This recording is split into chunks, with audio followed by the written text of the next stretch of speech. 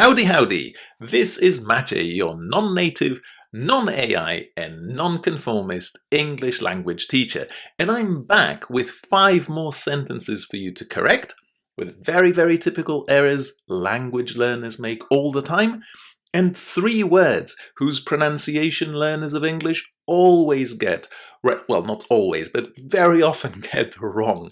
So, without further ado, pause the video now, have a look at these 5 sentences, try to correct them, have a look at those words again, don't use the dictionary if you can, try to be honest, and then unpause the video and we're going to start correcting these sentences together. I'll see you in a moment. So, the first sentence, and you might have actually noticed that the first 4 sentences in our exercise today are all about prepositions. And this first sentence is a very typical mistake that learners of English make all the time. So, it's the preposition, right? And it's a surprise to many learners actually that the word door doesn't go with the preposition of. It's actually to. So we need to say the door to the house was locked. So just remember, because prepositions unfortunately follow almost no rules in English, it's a door to something. Let's continue our adventure with prepositions and let's have a look at the next sentence.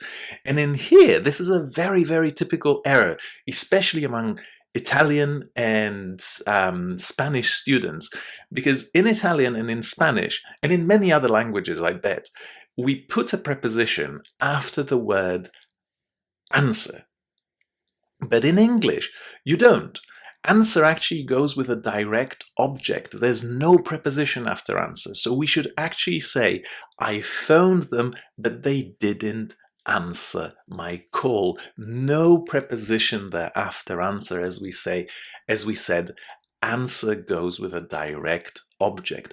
And in fact, if you say answer to, you actually change the meaning of answer completely, because answer to is a phrasal verb, and to answer to somebody actually means that you have a boss on top of you and you answer to them. For example, if you work at a company, you answer to your boss. I'm self-employed, I'm freelance, so I don't answer to anybody. So, answer, if we are talking about responding, we use without any prepositions, always a direct object there. Let's move on and let's have a look at another sentence where prepositions are a problem. And in here, we've actually got 2 problems. Number 1 is the preposition in, because when we're talking about levels, and in here we're talking about height, that's important.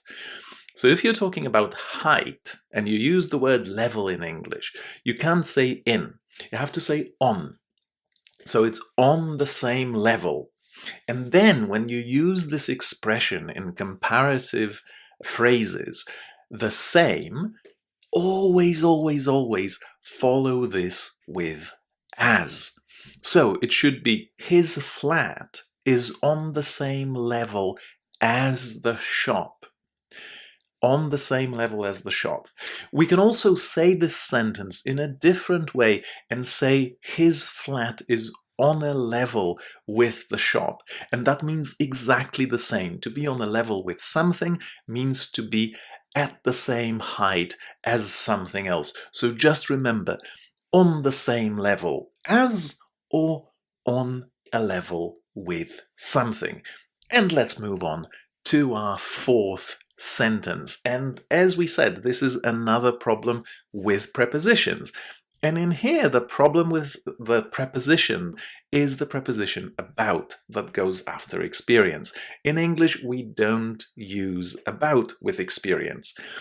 It's important when you talk about experience to think about the meaning of the word experience or the context in which you use the word experience, because experience is going to have different prepositions depending on the meaning you want to give it. In here, we're talking about situations, experiencing situations.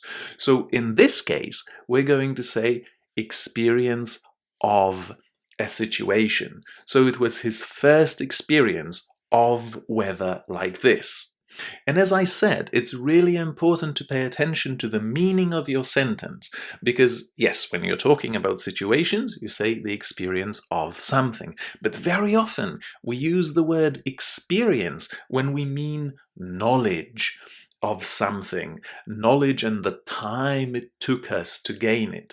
And in this case, if you're talking about, for example, somebody's experience in a particular field, in a particular area, you say precisely experience in something. So when it comes to situations, experience of. When it comes to knowledge and wisdom, experience in something. And we've got one more sentence to go, and this one is actually inspired by a lot of mistakes I'm hearing Spanish students make. And this one is about a false friend. Did you notice when looking at this sentence what word was wrong here?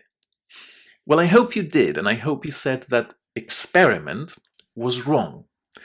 And in fact, we have to replace this word with experience. Experiment is a false friend for Spanish students, I think Italian students as well. But in here, we should basically say we need to experience, or you need to experience, different situations in life.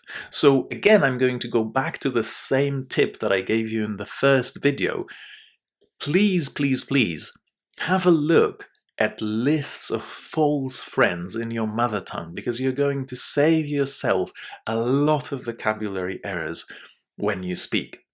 And now, moving on to the final part of this video, we're going to have a look at pronunciation. I've got 3 words for you, and yeah, needless to say, they're my favorite because I'm a little mad, I'm a little crazy when it comes to pronunciation and pronunciation teaching. So let's have a look.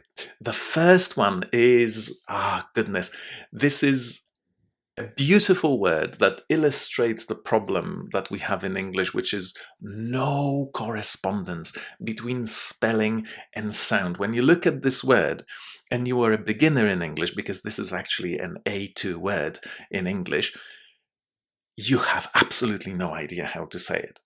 But if you just close your eyes and forget about how this word is spelled and listen to how we say it, you're going to see that it's actually not so hard to say. So why don't you close your eyes and listen to how I say it? Brought. Brought.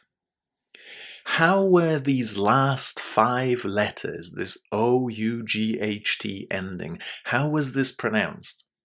Well, it was just 2 sounds. It was the long O sound, or, and then T. Brought. Brought. It's really worth practicing this, so let's have a look at a couple of sentences containing this word. Have a look. And now listen and repeat. It was lovely she brought her partner to the party.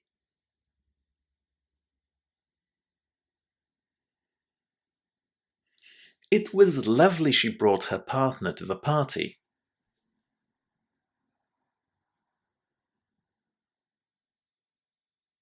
And another sentence, have a look.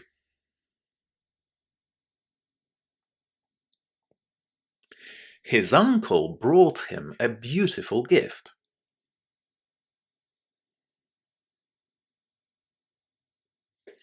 His uncle brought him a beautiful gift.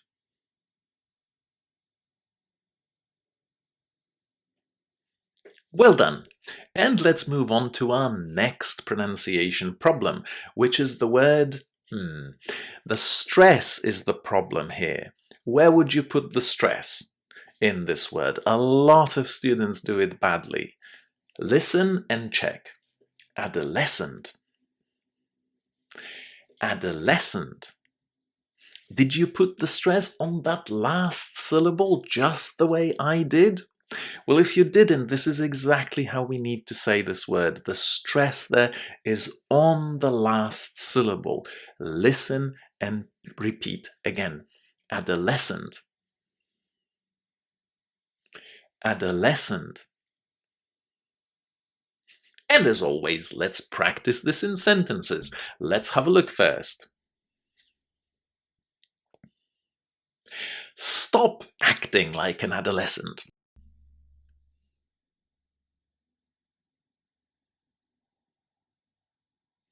Stop acting like an adolescent.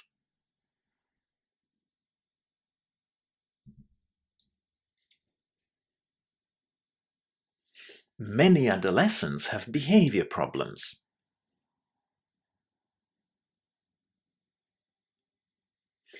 Many adolescents have behavior problems.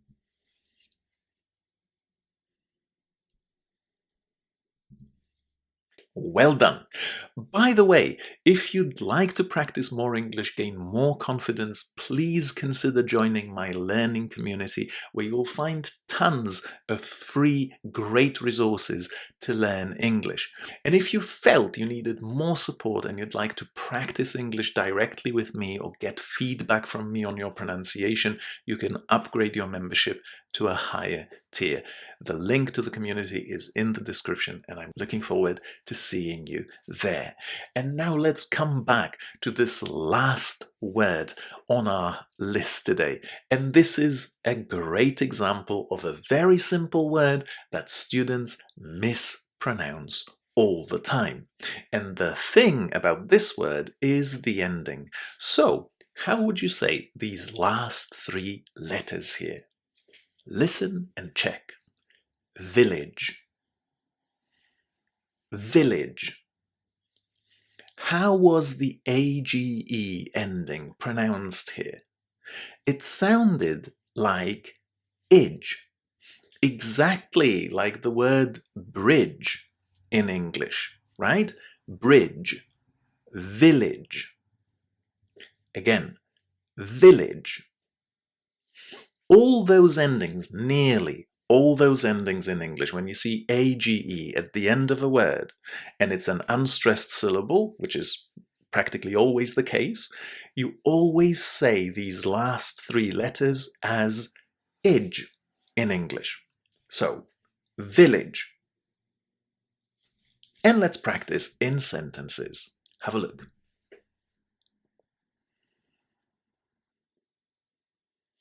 They grew up in a small village.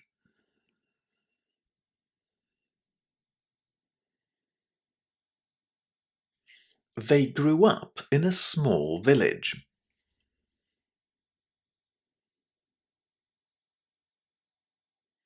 And our final sentence today.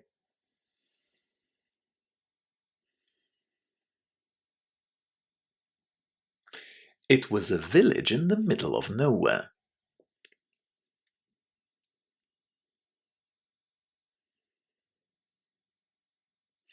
It was a village in the middle of nowhere.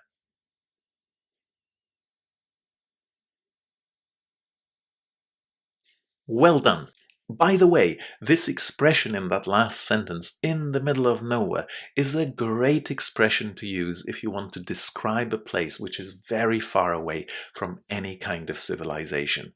In the middle of nowhere. And that's it for this video. Thank you very much for watching, and I'll see you in our next Grammar, Vocabulary and Pronunciation Digest. Take care and enjoy the learning process. Bye-bye.